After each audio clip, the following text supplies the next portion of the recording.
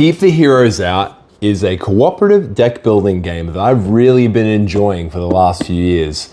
And we're hot on the heels of the new expansion that will be coming out, Boss Battles, which will add in a new element to this game.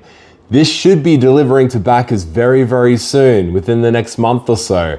And I'm super pumped, so much though that I can't wait. We are going to do a video right now on Keep the Heroes Out. We're going to review the base game, tell you guys what I like about it, some things that maybe I don't like so much. Let's dive into how we actually play the game. So first of all, there will be heroes that are trying to infiltrate your dungeon. You'll be revealing cards in between each player's turn. This will determine what hero and where will spawn within your dungeon. Now, if those heroes happen to land in a room that's undefended, they will try to open that treasure chest. If there's enough heroes in that room equal to the threshold of the treasure chest, then they will open that treasure chest and they will be one step closer to defeating the monsters. If they manage to make their way all the way to the center tile where there's a level 4 treasure chest and they open it, then the good guys, the heroes, quotation marks, have won and the monsters have lost. How do we win? Well, it's all about surviving as long as you can and withstanding that deck. If you can go through that deck twice before they can get to your final treasure chest, then you have won the game. When you're playing this game, there's deck building associated with this. So on your turns, you'll be playing cards, and these cards can do a variety of different actions, including but not limited to movement, attacking in melee, attacking in ranged, opening portals, creating resources, and giving you the activation icon, which will allow you to trade a resource in your possession for a new card that you can add into your deck. And this is where the deck building comes into play. And these are only available on particular tiles. So quite often you'll have to find yourself spawning a resource in one room and having to transport it to another room to be able to add a card to your deck. This is quite difficult because all the while, those heroes are pounding down your door trying to get your treasure. So it takes a lot of teamwork.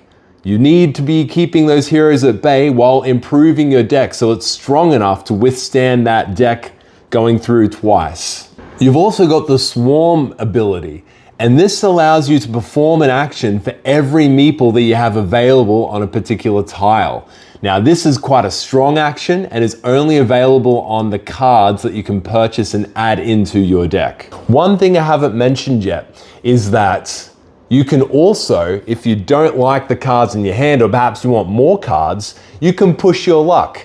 You can take the top card of the hero deck, discard it, and draw 3 more cards from your deck. However, this comes at a big risk.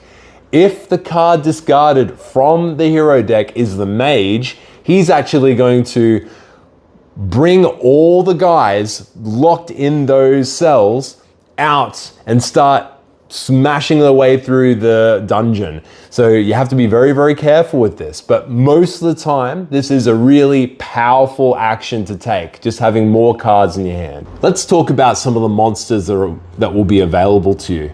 Starting with the dragon. The dragon is a powerhouse with a really strong deck that really doesn't need any upgrades as you go through the game. And a really high health pool. It's very hard to take the dragon out. What is the weakness of the dragon? Well, you only have 1 meeple for the dragon, which means that your sphere of influence is quite limited. Whereas other factions will have more than 1 meeple and they can spread out their forces, making sure that they can do something in different areas of the dungeon. Next up, we're talking about the witches. They're the support class. They have really powerful ranged attacks, but also they create portals which allow your teammates to move through shortcuts in the dungeon and easy access to other rooms. The poltergeist is the master of the shadows. sneaking through walls to be able to attack unsuspecting foes. The devilish imps have a more proactive approach to dealing with the heroes. They lay traps down, which will eliminate these heroes as soon as they enter the room. Just beware of rogues who can get around this ability. The lizard folk deploy a hit and run strategy, throwing out strong ranged attacks, but also having a card that allows them to back away from an attack and save their forces from being wiped out. Oh, I think someone's knocking at the door. Oi, did you tell them to subscribe? There's a bunch of people watching that aren't subscribed. Oh, yeah, I'll get right on that. Yeah, oh, did you know that what he said, a lot of people watching the video, they're not subscribed. So if you want to go ahead and do that, that'd be great. So subscribe, thanks, or he'll beat me. The skeletons are the master of the dead. They're able to raise their victims to become soldiers to fight for their cause. The gnolls are fearsome mercenaries. They have strong melee attacks, and as long as you pay them well, they'll never leave your side. The slimes are a tricky bunch. They have the ability to draw many cards, but also, upon attacks, they have the ability to divide into two, preventing the hit and also creating more numbers. The ratkin are the final class, and they are the highest in amount of number. They are masters of swarming the opponents and making sure there's lots of bodies to block all these heroes coming in. With the ratkin, you want to make sure that you're making the most use out of those swarm cards, so you get many attacks or many activations with just one single card. All right, now that you guys have the gist of how the game plays and the actions that are available to you, let me talk about some of the things that I really like and don't like about this game. The first pro that I want to talk about this game is the asymmetry between all the different monsters that are available to you. And this just makes me more and more excited to get the new content because there's more monsters coming in that I can't wait to try out, right? And they all play different from each other. They're all completely different and they all have their own strengths and weaknesses. And I really like that the decks for the factions that have a lot of meeples are typically much, much weaker because their strength in able to spread out on the board is much more powerful than those that have fewer meeples, but they make up with it with more powerful cards. Another pro, and this is something I've not talked about yet. So to play this game, you have to choose a scenario within the scenario book that's provided in the game box. And there are up to 20 different scenarios. And this is like a huge number of scenarios. And on top of all this, you've also got the variability of all the monsters that you could be playing. So it's so different. Like there's just so many different ways to play this game. And like, it would take a very, very long time to explore all those possible combinations. And that's a really cool thing. Another thing that I really like about this game, and this is probably obvious just by looking at the game, is it looks really, really nice. Those screen printed meeples came out super duper well. They look awesome. And I love just having them on the board. That table presence is really, really nice. And you don't even need to paint miniatures for this. It comes like this. It looks so good. And that's something I really appreciate. The artwork of the cards, also very good. I'm quite happy with that. It's got this sort of cartoony, sort of innocent vibe to it. You know, it's not dark and menacing like a lot of other dungeon crawler games. This one's very tongue-in-cheek and has a lot of fun with the theme, which I enjoy that. The next thing I really liked about this game is the difficulty. This game is quite challenging, so you're very rarely beating missions on the first go, unless it's one of the earlier missions in the campaign book. And I really like that I can come back and go, okay, I'll try and use a different monster, maybe a different pairing of monsters, because I like to play this game solo. So I'll play two-handed, three-handed, using different types of monsters working together. What kind of synergies that I can create to try and overcome these challenges. And there are some kind of clues in the gameplay that you could figure out, oh, you know, this particular scenario lends itself more to a particular type of monster. But in the same way, if you want a challenge, maybe don't use that monster for that particular scenario and see if you can, you know, best the odds anyway without that advantage. All right, there was a lot to talk about when it came to the pros, but there are some niggly little cons that I want to talk about. And I think you need to be aware of these if you are interested in getting this game, and it may help you make an educated purchase. So let's talk about those. The first thing I want to talk about is the time. So the game itself is quite easy to set up. You know, there are a few tiles that you have to check, make sure they're in the right places. You have to have the loot boxes and all the squares and all that kind of stuff, but that's really not too big of an issue. When I'm talking about time, I'm talking about time between player turns. Sometimes it can feel like, you know, it just takes that little while before it gets to that next player's turn. And this is sort of exacerbated by the fact that every time a player has a turn, then the heroes go and they have an activation as well. So that just makes it a little bit longer.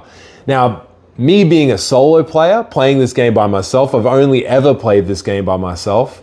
That's not been an issue for me at all, but I can foresee this being a problem in a multiplayer kind of setting. So that's one thing that I'm aware of. The other thing is, one thing I said in the pros, which was really good, was the difficulty. It's a difficult game. You also have modular difficulties, right? So you can make it easy, intermediate, or expert level when you're playing this game. And the way the game does this is it restricts how many cards from the heroes are coming out each turn.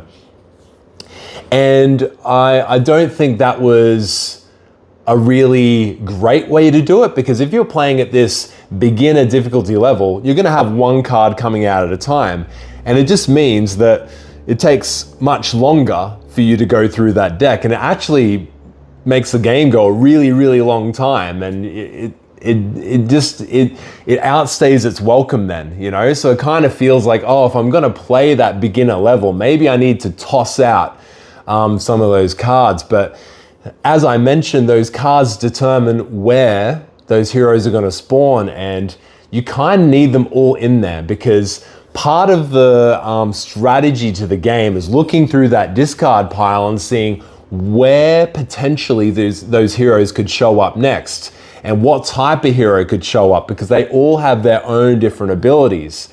I've mentioned briefly that the rogue can disarm traps. The archer will come in and hit hit monsters in adjacent rooms. The dwarf will come in and destroy resources in the room that he's in. And the mage is quite powerful in the sense that he can teleport heroes out of the prison. Okay, and the final con that I want to talk about, and this one makes me go against something that I don't normally do. I don't normally like house rules as a thing. I don't really do that very often. But for this game, I feel like I have to do it for one particular mechanism in the game, and that is the loot boxes. Now, I mentioned that your heroes are going to come into those rooms and they're going to flip open those loot boxes. What I didn't mention yet is that each one of those loot boxes, every time they flip, there's going to be a negative effect that will happen to all the monster players, right? And what I don't like about these effects, there's only a few of them in there. Like, every box will have their own effect, but there's only a few different ones that will come up. So it's very likely that you'll get one of each, or even more than that, right? You might have recurring ones. And let me actually get into what some of these abilities are. So the first one is destroy a resource in the room. Most of the time, that does nothing. Sometimes it can be an inconvenience. Another one could be throwing a hero into the dungeon. Again, that could hit you pretty hard, but most of the time, nothing happens. Another one is all monsters will have to discard a card. Now, if you're playing true solo with just one monster, you just lose one card. Not a big deal at all, right? But if you're playing with 4 other players, you're discarding a card each, and that is 4 cards down. So that's quite a significant sort of jump between the player counts, which I really didn't like. And then the final ability that made me go, oh, I can't stand this, and actually made me rage quit a game once, is when it flips, it can actually reset the heroes in the room. And what this means is that when the heroes, they open the loot box, they have to flip their token over. So they can no longer be active, they can't attack, they can't move, they're done for their round, right? But this refresh flips them back up again, and they just keep marching on. And more often than not, if they're able to open that box no trouble, they can usually go to the next room and open the next one. And then what happens if that next one is a refresh? Yeah, you see what I'm getting at? I've lost the game where heroes have gone from room to room to room, and just, I've lost the game and I felt like there was nothing I could do about it, right? And that is extremely infuriating, extremely frustrating. I got really annoyed when that happened to me a couple times. So my answer to this particular mechanism of the game is I just skip it, because what happens more often than not, either you're getting a negative effect that barely does anything, or it's a game-breaking, game-ending effect, which I just can't stand. And I just can't stand that swinginess. So when I play this game and a loot box is opened, no effect. That's just how I play the game. And I enjoy it way more now that I'm doing that. And the game is challenging enough. You really don't even need to worry about it, right? The game's hard. Don't worry about it, it's fine. Okay, so I've been yammering on about this game. What is my final rating for this game? I really do like this game, but there are a few flaws involved in the game, but yeah, which hold it back just a little bit. I've gone from, really loving this game to going, oh, this is so frustrating, and back and forth. But since, like I mentioned, I came up with that house rule, I've really enjoyed the game much more. So with that house rule in mind, I'm giving this game an 8 out of 10. It's a really fun game. Just make sure that you make that house rule right. And I really enjoy it. Again, the synergies between all the different monsters and the variability in all those monsters and the scenarios that you have available to you. There's so much bang for your buck in this box. So if you like solo games, if you like it, I struggle to call it a deck building game because it's very loose on the deck building. There's only a very little bit of that in there. But if you enjoy solo games with a light bit of deck building, with some tower defense kind of gameplay, then check this one out. It'll be worth your time, I think.